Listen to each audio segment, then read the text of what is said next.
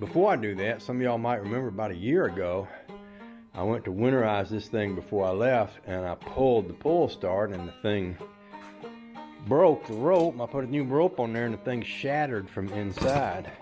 Well, I ordered a new one, and they sent me one that was too small, and I spent some time, thinking about the possibility of, building a plate and putting that on there. When I went to order a new one, I couldn't find the serial number on that motor, and I looked it up, and they told me where it was, and I never did find it. But I did find a place that listed these pullers by the size of them. I was able to buy one, and it fits. I'm going to put that on first thing this morning and get this thing started.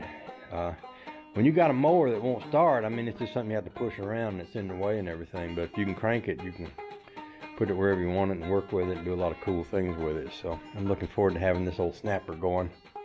So that's kind of going to be the first thing I'm going to work on today, is getting this on here, getting this started.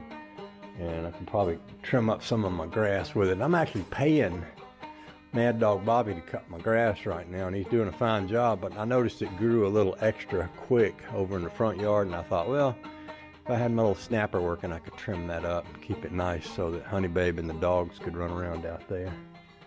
So it's a little foggy this morning, a little cool enough to be wearing long pants, which is kind of nice.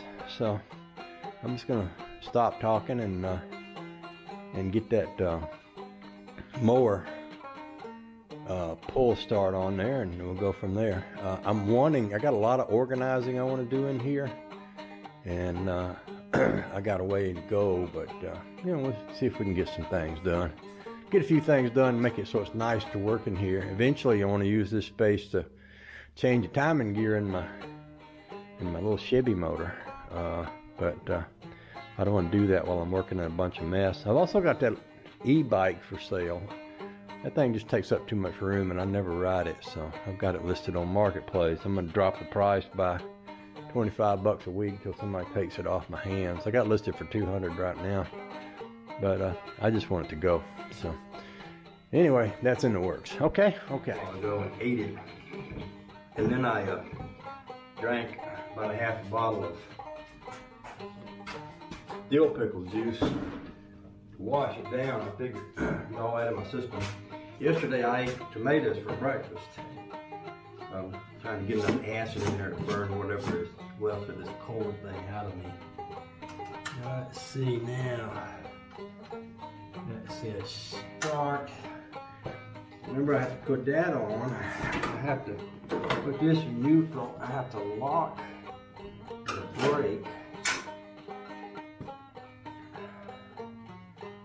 And I think that's everything.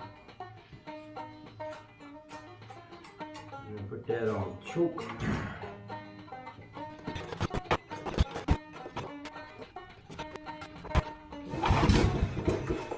Don't you fire.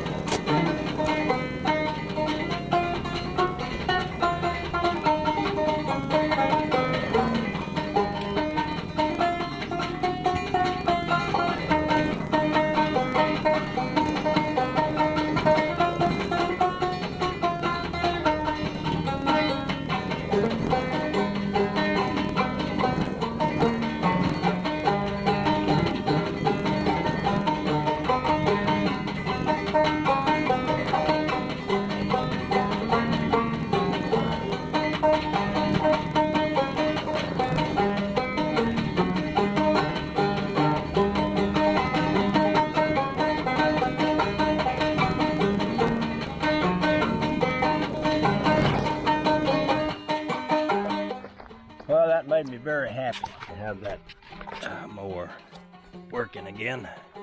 Oh, the joy. I've had a few people say, oh, you ought to get a electrical start for that, and I thought about it. Probably a kit I could buy to put on there. I kind of like, you know, if you got a lawnmower, you have to have a battery, and then you have to have a charge, and you know, things like that. And if you got one that'll pull start easily enough, and you eliminate that battery and all the little wiring things that go along with them, it's kind of handy to have. It doesn't have to be your everyday lawnmower like my John Deere back there. It's got an electric start on it, but you know, this is good for kind of things like what I just did, do a little cleanup and stuff. So yeah, so what comes next?